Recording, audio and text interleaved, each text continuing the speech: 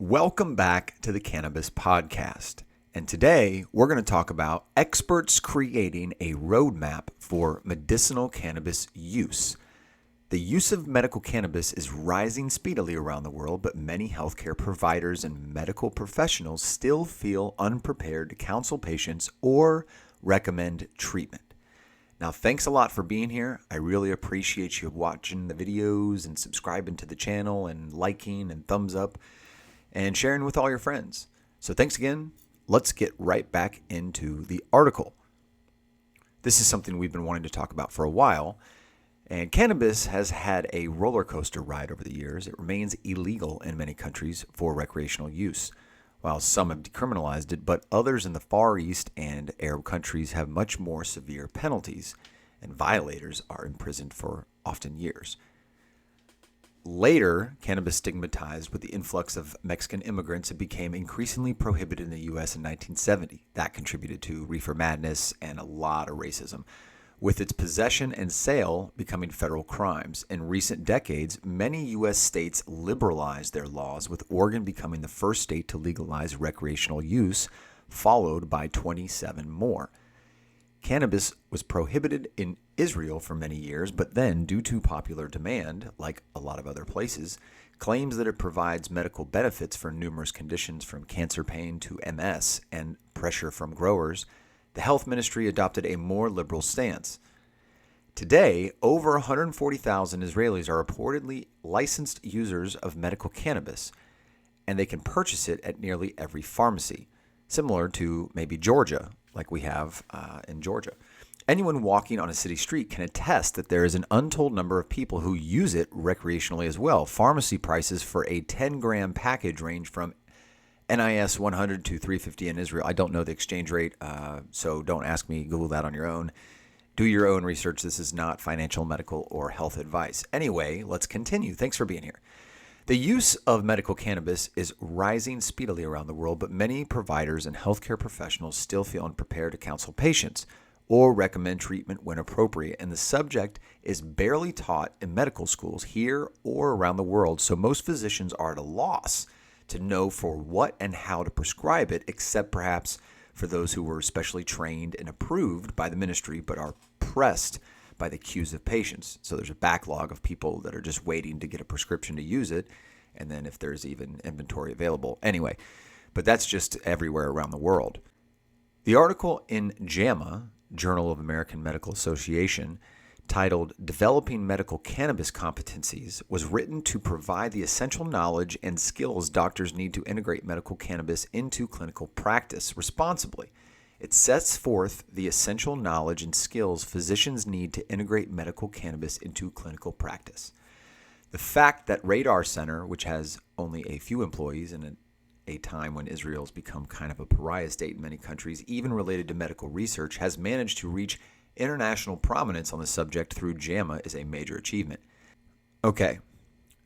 Medical school curricula are already bursting at the seams, and many subjects, including geriatrics as well as medical cannabis, are given little or no attention. In a national survey of U.S. medical school curriculum deans, 66% reported that their graduates were not at all prepared to prescribe it. The expert panel had varied opinions regarding the time to be allocated to the subject, which ranged from 1 to 40 hours, with most suggesting 8 to 10 hours for any sort of certification or competency. And that would probably just be like a 101 or a 201 level. And for example, when you're in college, how many credit hours do you take a semester? 10 to 16 or 18, depending on what you're doing.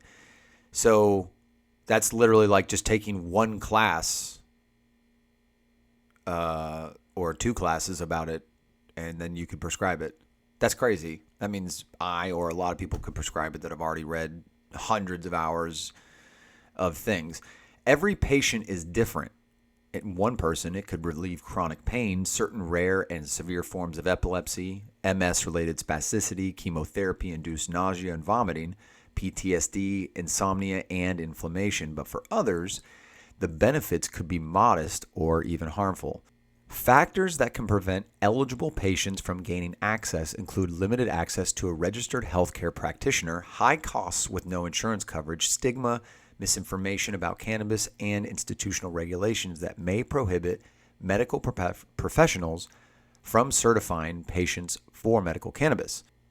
The two lead authors concluded that future research should explore how tailored patient education and clinical training can address these differences and improve guidance for medical cannabis use.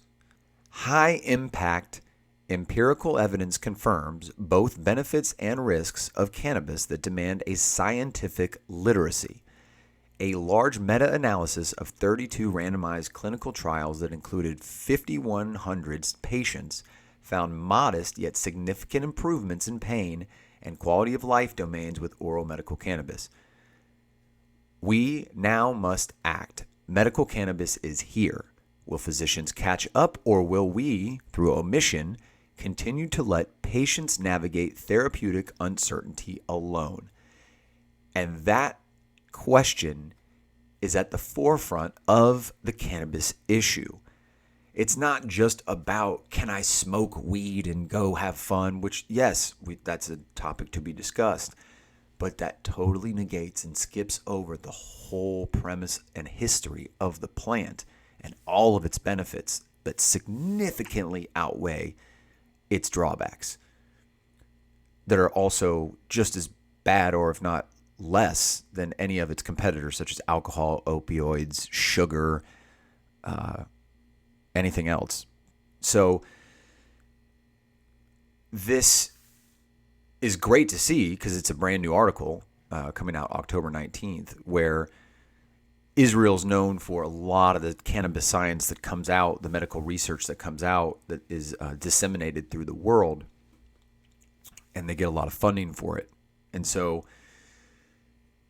the fact that they're saying we need an education, at least a basic one, just what it is, the benefits of it. So at least you can approve somebody going to do their own research.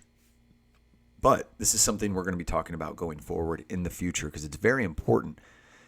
Because what do you do now? It's just like any topic. You hear something about it and there's potential benefits and you have to do your own research. And nowadays it's very hard to determine credible news sources versus not, versus spam, versus nuanced writing and versus propaganda. But this is coming out of JAMA, out of the health institutes of multiple countries. So at least you can take it for that face value. No data is 100% correct, but at least multiple people are agreeing on same sets of data. So you can kind of take that for face value. So do your own research about medical cannabis and its expansion and close medical dispensaries, and actually just, ask your physician. That's interesting. Go in. I think we've talked about this before. Go in and just say, hey, any update on medical cannabis? Have you guys been told anything? Are you doing research?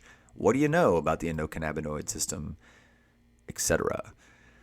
But this is all super cool and exciting. So hit the like button, share, and subscribe with your friends all around the world so we can beat this algorithm and tell everybody about medical cannabis before they Google it. So thanks again for being here. And until next time, stay blessed and don't forget to tip your bud tenders.